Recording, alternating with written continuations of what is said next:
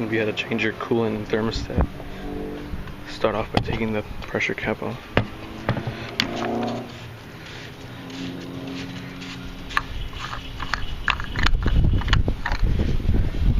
Leave it off. Just pull off the filter plug, get that off.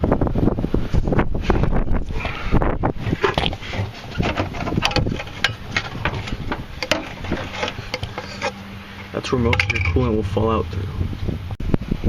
Well, this right here is your thermostat in there. As you can see, I've changed the clamps. I didn't like the crappy original ones like these right here. So you're probably going to need to use pliers, and I just need to use a socket or a flathead screwdriver. Get these two hoses off, the two top ones off the thermostat housing. And now all your fluid will be draining out.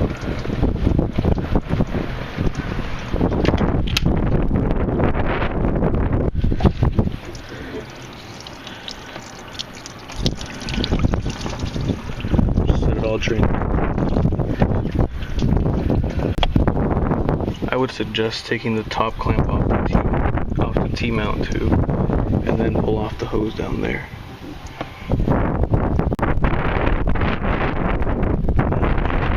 The thermostat, which is right here.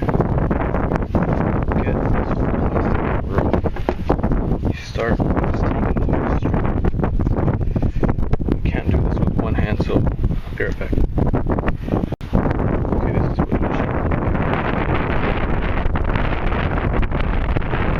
See down there? No. Well, down there is your lower clamp hose. Loosen that, and you will be able to take the thermostat off. Okay, well now you have your whole thermostat housing and bottom hose off. This clamp, I would suggest changing it to this style hose clamp right here. These are a pain in the ass to get off.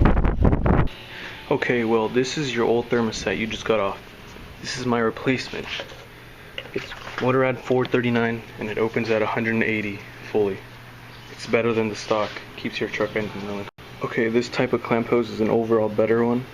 I myself see it more secure than the other one. I can see the other ones go loose after a while. Well, this is a new thermostat. Your old one starts to open at 180 and fully opens at 192. This one starts to open at 174 and fully opens at 180. 12-degree difference is a whole lot. And your ECU will not run open loop, so you will not get any gas mileage change. This is the perfect thermostat for $3 more. I'm going to suggest you flush the system. Run a hose through here, run some water through here, and through the top radiator, bottom, and this hose right here. Now all you do to flush the system is get your hose, stick it in there, spray some water. Keep on doing that until it comes out clear. Now when you start to see this flow, see that it's clear now. Barely. It looks a little green on the camera. Here, just stop. You're done flushing the whole thing out. Just assemble everything back, and then proceed to build the system back up, and I'll show you how to bleed and everything. Now that you have everything together, just take off the T-screw. Just get it.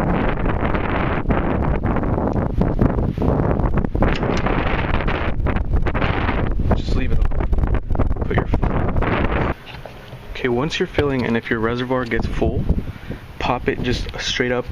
This hose goes under this orange connector here, so be careful. So all the water and the pressure goes back down until water comes out of the screw.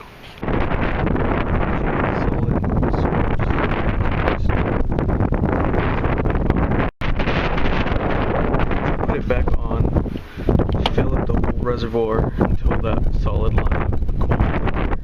Once you put the screw back on, remember, keep this up, keep the reservoir up, and slowly release it.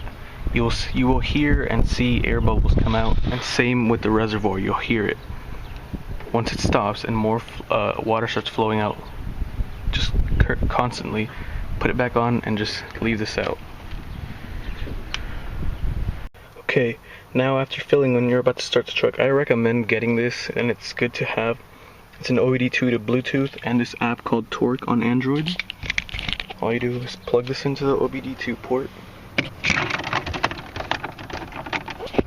There. Turn on the keys. And the app is going to start connecting with it. And these are some of the gauges that I just have running on. Coolant, revs, horsepower, torque, intake, and miles per gallon. As you can see, it's still connecting. Alright, now it's connecting to the engine ECU. Once it starts getting solid, it's connected to engine ECU. Okay, connected to ECU, okay. Temperature of the coolant right now. Let me start it up. Now with the engine running, take the cap off. You can see the coolant level. Check it.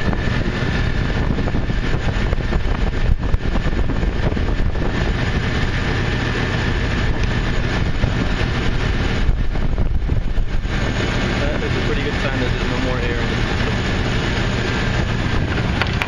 After that, just do a couple drive cycles and check the temperature and everything, and check for air. Take the cap off every once in a while. After running at normal operating temperatures, 194, this gauge is, I don't trust it. It has, let's see, it'll be at the middle at 156, and it will stay at the middle until I got to 213. Yeah, that's too much play. We'll turn on your heater on high, then go and check the coolant level, release some pressure again.